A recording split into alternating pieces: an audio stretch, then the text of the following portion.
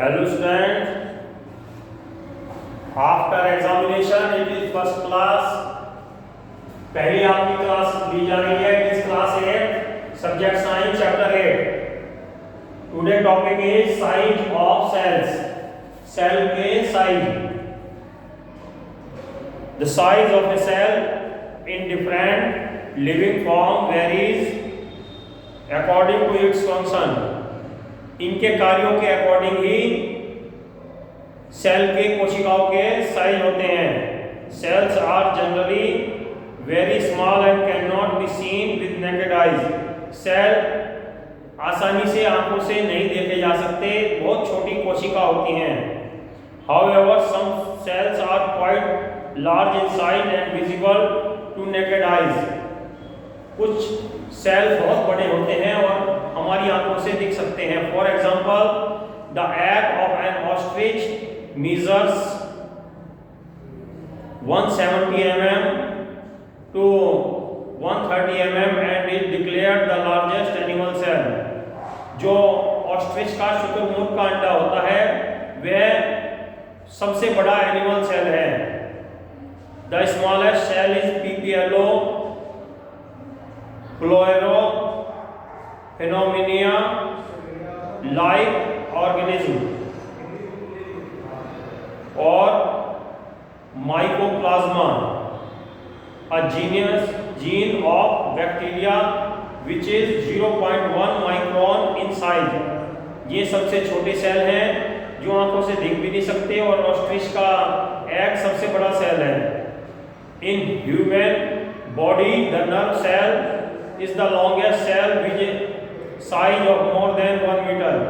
और nerve cell, हमारी जो नसें होती हैं वे सबसे बड़े सेल होते हैं जो कि 1 मीटर से भी ज़्यादा लंबी एक नर्व सेल हो सकता है. Whereas red blood cell are about 7 micrometer. और जबकि रेड ब्लड सेल बहुत छोटा होता है, महीन होता है कि 7 माइक्रोमीटर जितना छोटा होता है. मसल सेल इन एनिमल और fibre in plant like jute और hemp are a few centimetre long. Muscle animals में मसल सेल और प्लांट्स में फाइबर जैसे जूट का फाइबर ये कुछ सेंटीमीटर लंबे होते हैं. The size of cell varies according to its function to an organism. जैसा कि उस सेल का काम होता है उसके अकॉर्डिंग ही उसका साइज होता है. For example, nerve cells are long and branched in an elephant and a rat and perform the same function of conduction of message to and fro from the brain. Example के लिए nerve cell सबसे लंबे और शाखाओं से जुड़े हुए cell होते हैं, चाहे वो हाथी में हो या चूहे में हो, और इनका काम ब्रेन तक संदेश पहुंचाना और संदेश लाना है. Now next topic is cell structure. Cell की बनावट एंड फंक्शन, इसके कार्य. Bodies of different organisms such as animals and humans are made up of a number of cells of different kinds. अलग अलग जीवधारियों के, मनुष्य या जीव जंतु के शरीर विभिन्न प्रकार के बहुत से सेलों से बने हैं. The similar cells that work together make tissues. एक जैसे कोशिकाएं, एक जैसे सेल आपस में मिलकर टिश्यू बनाते हैं, ऊतक बनाते हैं. Tissues that work together form organ. और एक जैसे टिश्यू, साथ काम करने वाले टिश्यू एक अंग की रचना करते हैं. A dog's heart, for example, is an organ composed of tissues such as muscle tissue. एक कुत्ते का दिल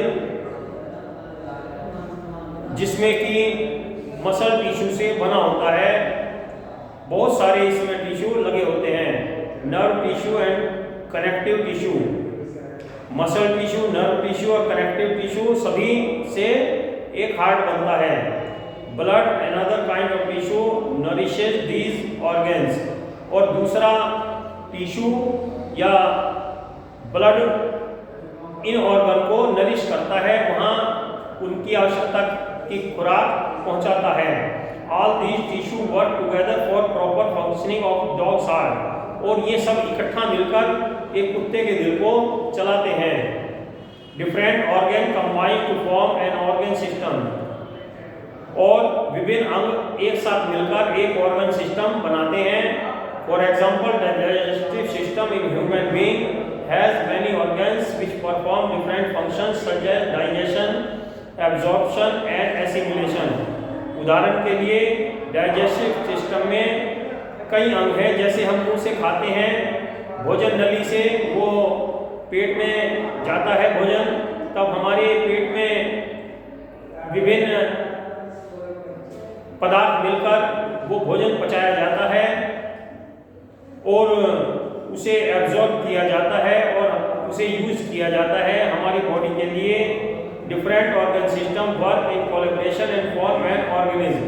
इसलिए डिफरेंट अलग अलग तरह के ऑर्गन एक साथ मिलकर एक वर्क करते हैं तो उसे ऑर्गन सिस्टम कहता है। Similarly organisation can be found in plants also. पौधों में भी इस तरह के सिस्टम पाए जाते हैं। Different organs together perform different function. अलग अलग तरह के अंग अलग अलग कार्य करते हैं। The roots take up water and mineral from the soil and stem distribute the food and water to different parts of the plant. उदाहरण के लिए जड़ों का काम है मिट्टी से पानी और मिनरल्स लेना, और स्टेम का तने का काम है उसे पौधे के विभिन्न भागों में पानी और भोजन पहुंचाना, और जब वो मिनरल और वाटर लीव्स में जाता है तो वहाँ फंक्शनिंग से क्रिया फोटोसिंथेसिस से फूड बनता है और फूड डिफरेंट पार्ट्स को जाता है शाखाओं से, ब्रांचेस से। तो इसी तरह सभी के सहयोग से काम होता है। Okay student, read this chapter carefully. इस चैप्टर को ध्यान से पढ़िए, याद करिए। It is very important chapter, ये बहुत इंपॉर्टेंट चैप्टर है। Next topic is parts of a cell. A cell has many parts. एक सेल में कई पार्ट्स होते हैं। First of all cell membranes और सेल वॉल। बाहरी आवरण, it has cytoplasm, nucleus, nuclear membranes and many other small things. So we will study about the structure of cell in our next video. Okay, read this chapter carefully and complete your work and come school for checking. It is the last day to deposit your examination paper. So deposit your examination paper in school campus. Okay, thank you. Have a nice day.